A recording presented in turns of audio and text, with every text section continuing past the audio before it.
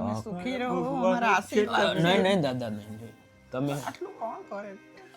દાદા આ દયાવાન.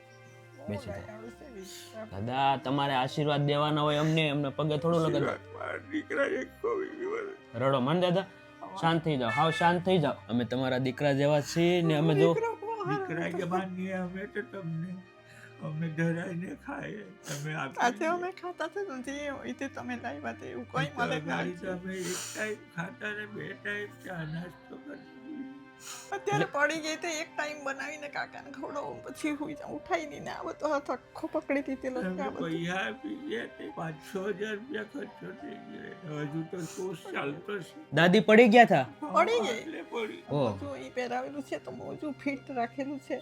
ત્યાં બાલ પરિસ્થિતિ બચ્ચા આવી છે તો નહીં દાદી રડોમાં શાંત થઈ જાઓ ને દાદી.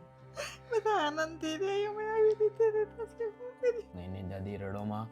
જો હું તમારા માટે રાશન લઈ આવું દાદી, ઉપાધિ કરો. દીકરા માટે આટલો પ્રેમ કોણ રાખે આટલે દૂરથી તમે આવીને આપે અમારી ભૂખ ભાંગી દે દાદી આજની આ ખાસ મદદ છે ગીતાબેન પટેલ મહેસાણાથી છે અને હસ્તક છે મિત કુમાર પટેલ યુએસએ અને તુષારભાઈ પટેલ યુએસએ. એમના તરફથી આ આખી રાશન કીટ છે દાદી. તો શું કહેશો એમના પરિવાર વિશે દાદી? એમના પરિવાર સુખી રહે, અમારા આશીર્વાદ છે. ભગવાન એમનું ભલું કરે, અમારા નિરાધારનું આટલું કરે.